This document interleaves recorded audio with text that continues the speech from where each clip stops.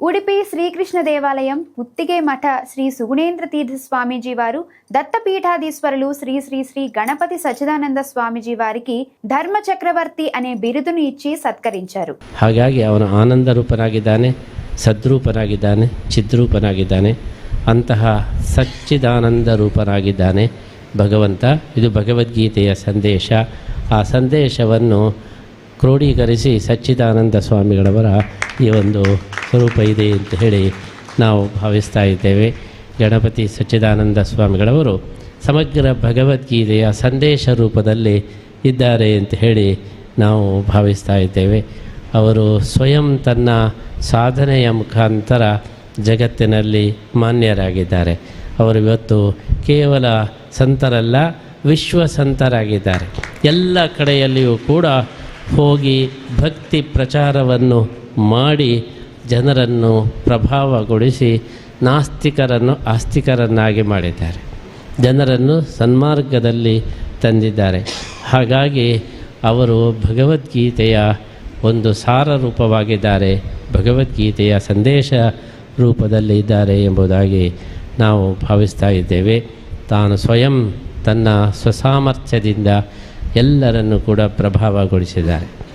ತಾನೇ ಎಲ್ಲರನ್ನು ಒಂದು ಪ್ರಭಾವಗೊಳಿಸುವ ಸಾಮರ್ಥ್ಯ ಅದು ಅತ್ಯಂತ ಅಪೂರ್ವವಾದದ್ದು. ಅಂತಹ ಒಂದು ಸಾಮರ್ಥ್ಯ ಗಣಪತಿ ಸಚ್ಚಿದಾನಂದ ಸ್ವಾಮಿಗಳವರಲ್ಲಿ ನಾವು ನೋಡಬಹುದು. ನಾವು ಎಲ್ಲ ಕಡೆ ತಿರುಗಿದಾಗ ಗಣಪತಿ ಸಚ್ಚಿದಾನಂದ ಸ್ವಾಮಿಗಳವರ ಮಠಗಳು ಎಲ್ಲ ಕಡೆ ಇದೆ. ನಾವು ಯಾವಾಗಲೂ ತಿಳ್ಕೊಳ್ಳೋದು ಅವರು ಗಣಪತಿ ಹಾಗೆ ಎಲ್ಲವನ್ನು ಜಯಿಸಿದ್ದಾರೆ, ನಾವು ಷಣ್ಮುಖನ ಹಾಗೆ ಬರೇ ತಿರುಗಿಕೊಂಡು ಬಂದದ್ದಷ್ಟೇ. ಗಣಪತಿ ಮತ್ತು ಷಣ್ಮುಖನಿಗೆ ಸ್ಪರ್ಧೆ ನಡೆದಾಗ ಗಣಪತಿಯೇ ಗೆದ್ದು ಬಿಟ್ಟ ಅಂತ. ಯಾಕೆಂದರೆ ಗಣಪತಿ ತಾಯಿಗೆ ನಮಸ್ಕಾರ ಮಾಡಿ ಭೂ ಪ್ರದಕ್ಷಿಣೆ ಮಾಡಿ, ಪಾಪ ಸ್ಕಂದ ಮಾತ್ರ ಕಷ್ಟಪಟ್ಟು ಇಡೀ ಊರು ತಿರುಗಿಕೊಂಡು ಬಂದರೂ ಕೂಡ ಪ್ರೈಸ್ ತಪ್ಪು ಹೋಯಿತು. ಹಾಗೆ ಗಣಪತಿ ಸಚ್ಚಿದಾನಂದ ಸ್ವಾಮಿಗಳವರು ಸುಲಭವಾಗಿ ಇಡೀ ಒಂದು ವಿಶ್ವವನ್ನು ತಿರುಗಿ ಅವರು ಒಳ್ಳೆಯ ಸ್ಥಾನವನ್ನು ಇವತ್ತು ಪಡೆದಿದ್ದಾರೆ. ನಾವು ಎಲ್ಲೆಲ್ಲಿ ಹೋಗ್ತೇವೆಯೋ ಅಲ್ಲೆಲ್ಲ ಅವರ ಭಕ್ತರು ಅವರ ಕಾರ್ಯ ಚಟುವಟಿಕೆಗಳನ್ನು ನೋಡಿ ನಾವು ವಿಸ್ಮಿತರಾಗಿದ್ದೇವೆ. ಡಾಲಸ್ನಲ್ಲಿ ಅವರು ಕಾರ್ಯಸಿದ್ಧಿ ಹನುಮಾನ್ ದೇವಸ್ಥಾನವನ್ನು ಅಲ್ಲಿ ಪ್ರತಿಷ್ಠಾಪನೆ ಮಾಡಿ ಅವರು ವಿಶೇಷವಾದಂತಹ ಭಕ್ತಿ ಪ್ರಚಾರವನ್ನು ಮಾಡಿದ್ದಾರೆ. ಅಲ್ಲಿಯ ಸಾವಿರಾರು 10,000 ಜನ ಭಗವದ್ಗೀತೆಯನ್ನು ಪಾರಾಯಣ ಮಾಡತಕ್ಕಂತಹ ಕಾರ್ಯಕ್ರಮವನ್ನು ನಮ್ಮ ಮುಖಾಂತರ ಅವರು ಉದ್ಘಾಟನೆ ಮಾಡಿಸಿದ್ದಾರೆ. ಈ ರೀತಿಯಾಗಿ ನಮಗಿಬ್ಬರಿಗೆ ಭಗವದ್ಗೀತೆಯ ಸಂಬಂಧ ಇಡೀ ಜಗತ್ತಿನನ್ನು సుత్తాడికొండు ఈ భగవద్గీత సంబంధ ఇదే. ఆధ్యాత్మికంగా దేశ విదేశాలలో భక్తిని ప్రచారం చేస్తూ భజనలు, సంగీతం, భగవద్గీత మొదలగు వాటితో చిన్నారులు, యువత, వృద్ధుల వరకు అందరినీ ధర్మ మార్గం వైపు నడిపిస్తూ భక్తి మార్గంతో పాటు సామాజిక సేవ కూడా విస్తృతంగా చేస్తున్న పూజ్య శ్రీ గణపతి సచ్చిదానంద స్వామీజీ వారికి ఈ బిరుదును సమర్పించారు. విశ్వమానవ ధర్మ విస్తారణేన విశ్వస్మిన్ విశ్వే అశీత్యధిక స్వసంస్థా శాఖా సంయోజనేన సర్వజీవజాత నికాయమాన బృహద్రుమాయతే భవన్నికాయః. తత్తాదృశానాం అస్మదత్యంత ప్రేమాస్పదానాం భవతాం బృహద్గీతోత్సవావసరే ఉపస్థితిః అస్మాకమత్యంతం ప్రమోదం జనయతి.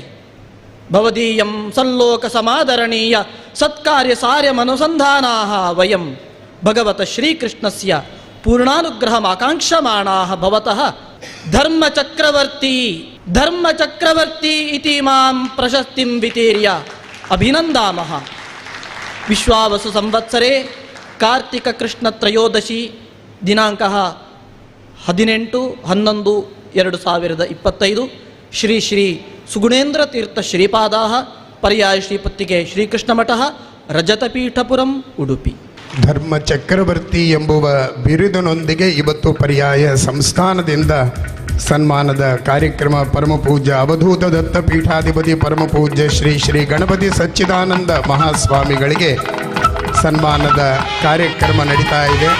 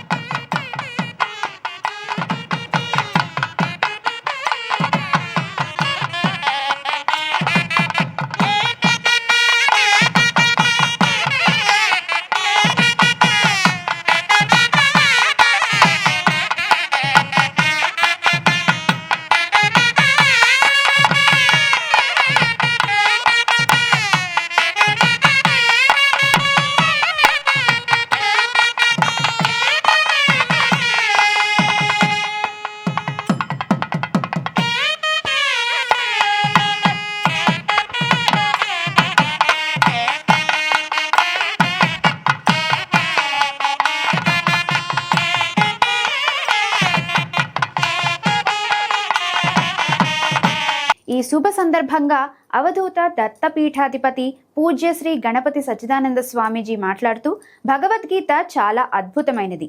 దానిని అర్థం చేసుకున్న వారి జీవితాలు మారుతాయి. దానిని కంఠస్థం చేసే పిల్లల యొక్క ప్రవర్తన మారుతుంది. కాబట్టి ప్రతి ఒక్కరూ గీతను అధ్యయనం చేయాలని దివ్య సందేశాన్ని భక్తులకు ఇచ్చారు. ಕೃಷ್ಣಂ ವಂದೇ ಜಗದ್ಗುರು. ನಾವೆಲ್ಲರೂ ಇವಾಗ ಶ್ರೀಕೃಷ್ಣ ಲೋಕದಲ್ಲೇ ಇದ್ದೀವಿ. ಇದು ಕಲಿಯುಗ ಅಲ್ಲ, ಇದು ಇನ್ನು ದ್ವಾಪರ ಯುಗದಲ್ಲೇ ಇದ್ದೀವಿ ನಾವು. ಪುತ್ತಕೆ ಸುಗುಣೇಂದ್ರ ತೀರ್ಥ ಸ್ವಾಮಿಯವರ ಸಾಧನೆ ಅತ್ಯಂತ ಅಮೋಘವಾದಂಥದ್ದು ಸಾಧನೆ. ಭಗವದ್ಗೀತಾ ಯಜ್ಞವನ್ನು, ಲಿಖಿತ ಯಜ್ಞವನ್ನು ಬರೀತಕ್ಕಂಥದ್ದು ಒಂದು ವಿಶೇಷವಾದ ಶ್ರೀಕೃಷ್ಣನ ಅನುಗ್ರಹ. ಎಲ್ಲರೂ ಬಾಯಿನಲ್ಲಿ ಹೇಳ್ತಾ ಒಂದು ಸತಿ ಬರೆದರೆ ಮನಸ್ಸಿಗೆ ಪೂರ್ತಿಯಾಗಿ ಜ್ಞಾಪಕದಲ್ಲಿ ಇದ್ದುಬಿಡುತ್ತೆ. ಮಕ್ಕಳಿಗೆ ಎಷ್ಟೇ ಪಾಠ ಹೇಳಿದ್ರು ಬರೆಸ್ತಾ ಇದ್ದರು, ಬರೆದ ಮೇಲೆ ಬರೋದು. ಅಂಥ ಅದ್ಭುತವಾದಂಥ ಒಂದು ಯಜ್ಞವನ್ನು ಸುಗುಣೇಂದ್ರ ತೀರ್ಥರು, ಪುತ್ತಿಗೆ ಪೀಠದವರು, ಅವರನ್ನು ಅನುಸರಿಸ್ತಕ್ಕಂಥ ಹಿರಿಯ ಪೀಠಾಧಿಪತಿ ಅವರು ಕೂಡ ಅದೇ ರೀತಿಯಾದಂಥ ಪ್ರೇಮ, ಅಭಿಮಾನ ನಮ್ಮಲ್ಲಿ ತೋರಿರ್ತಕ್ಕಂಥದ್ದು ಅಪಾರ. ತುಂಬ ಸಂತೋಷ ಆಯಿತು. ಒಂದು ವಾರದಿಂದ ವಿಶಾಖಪಟ್ಟಣಕ್ಕೆ ಹೋಗಿ ಆಮೇಲೆ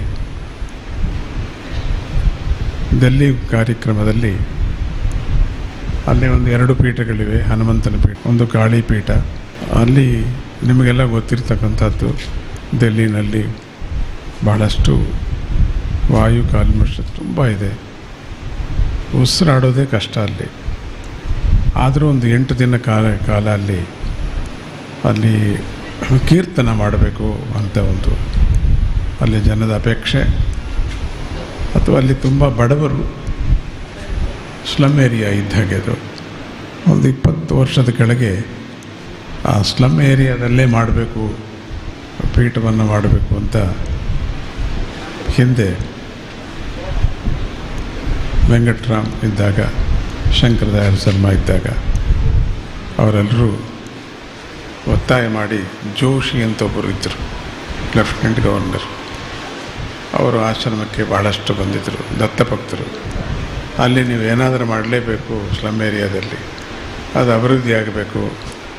ದೇವರು ಗೊತ್ತಿಲ್ಲ ಇವರಿಗೆ, ದೇವರ ನಾಮಾನು ಗೊತ್ತಿಲ್ಲ, ಯಾವ ರೀತಿಯಾದ ಒಂದು ದೇವರ ಒಂದು ಸಂಪರ್ಕವೇ ಇಲ್ಲ, ನಾಮವೇ ಇಲ್ಲ. ನೀವು ಸ್ವರೂಪನಗರ ಅಂತ ಅದರ ಹೆಸರು ತುಂಬ ಚೆನ್ನಾಗಿದೆ, ಸ್ವರೂಪನಗರ. ಸ್ಲಮ್ ಏರಿಯಾದಲ್ಲಿ ಬಹಳಷ್ಟು ಯಾವಾಗಲೂ ಗಲಾಟೆ, ಯಾವಾಗಲೂ ಒಬ್ರಿಗೊಬ್ಬರು ಹೊಡೆದಾಡ್ಕೊಳ್ಳೋದು.